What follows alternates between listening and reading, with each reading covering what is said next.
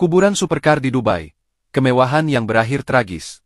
Di tengah kilauan gedung pencakar langit dan deretan mobil sport yang berseliweran di jalan raya, Dubai sering dianggap sebagai kota para miliuner.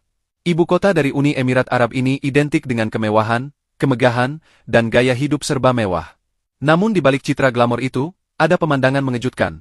Ribuan mobil mewah dan supercar bernilai miliaran rupiah terbengkalai begitu saja di pinggir jalan, tempat parkir bandara, hingga area padang pasir. Pemandangan ini tak ubahnya seperti adegan dari film distopia. Ferrari berdebu di tengah panasnya matahari gurun, Lamborghini yang banyak kempis di pojok parkiran, hingga Rolls-Royce yang ditumbuhi lumut di sisi trotoar. Mungkin sulit dipercaya, tetapi mobil-mobil mewah ini benar-benar ditinggalkan begitu saja oleh pemiliknya. Lalu, mengapa semua ini bisa terjadi di kota semakmur Dubai? Mewah tapi terlilit utang. Cerita bermula dari ekspatriat dan warga kaya yang datang ke Dubai dengan mimpi besar. Banyak dari mereka bekerja di sektor minyak, real estate, perbankan, hingga pariwisata, dan menikmati gaji tinggi dengan berbagai tunjangan. Tidak sedikit yang akhirnya membeli mobil-mobil super mahal dengan cara kredit atau leasing. Di tengah budaya konsumtif dan dorongan sosial untuk terlihat sukses, memamerkan kekayaan melalui kendaraan mewah, seolah menjadi kewajiban sosial yang tak tertulis.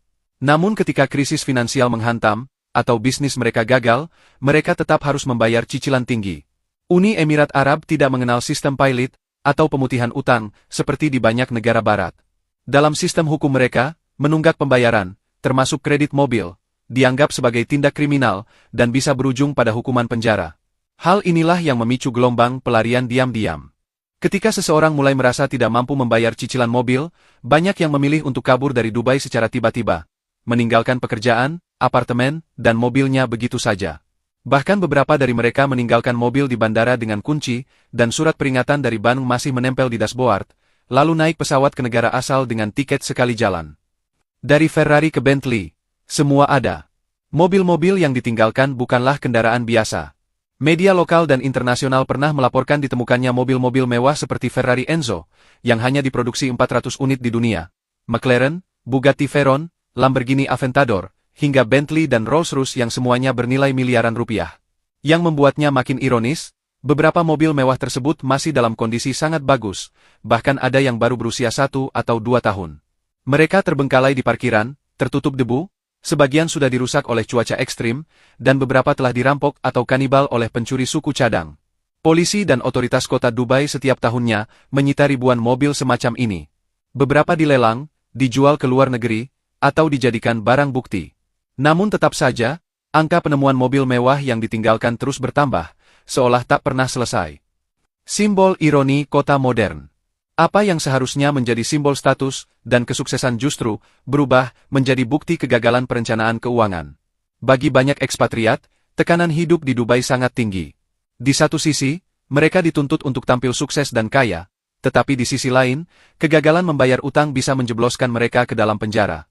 Tanpa sistem keamanan finansial dan perlindungan hukum yang memberi ruang untuk bangkit kembali, satu kesalahan kecil bisa berujung pada kehancuran hidup. Dalam beberapa kasus, bahkan mereka yang sudah berusaha menjual asetnya, tetap tidak bisa mengejar tunggakan kredit yang terus membengkak. Fenomena ini kemudian melahirkan istilah supercar graveyard, atau kuburan mobil mewah, dan menjadi viral di media sosial. Turis dan warga lokal sering mengabadikan mobil-mobil ini, dan mempostingnya di internet, menambah daftar panjang kisah tragis di balik kemewahan palsu. Fenomena kuburan mobil mewah di Dubai, bukan sekadar kisah mobil mahal yang ditelantarkan. Ia merupakan gambaran nyata dari jebakan gaya hidup serba konsumtif, tanpa perhitungan matang.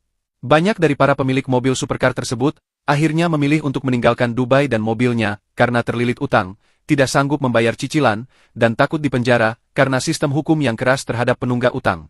Kisah ini menjadi pelajaran penting, bahwa kemewahan tanpa kesadaran finansial hanyalah mimpi singkat yang bisa berubah menjadi mimpi buruk dalam sekejap.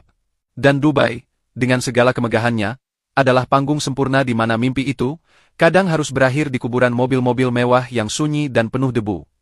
Fenomena kuburan mobil mewah di Dubai menjadi cermin pahit di balik gemerlap kota penuh kemewahan. Ribuan supercar yang ditinggalkan begitu saja oleh pemiliknya bukanlah akibat kelalaian semata, melainkan karena tekanan finansial yang besar. Banyak dari mereka yang terjerat utang, dan menghadapi ancaman hukuman penjara, akibat gagal bayar cicilan.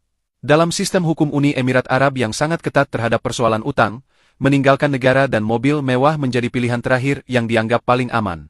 Ironi ini sekaligus menjadi pengingat bahwa gaya hidup glamor tanpa perencanaan keuangan yang matang bisa berujung pada kehancuran, bahkan di tempat semewah Dubai.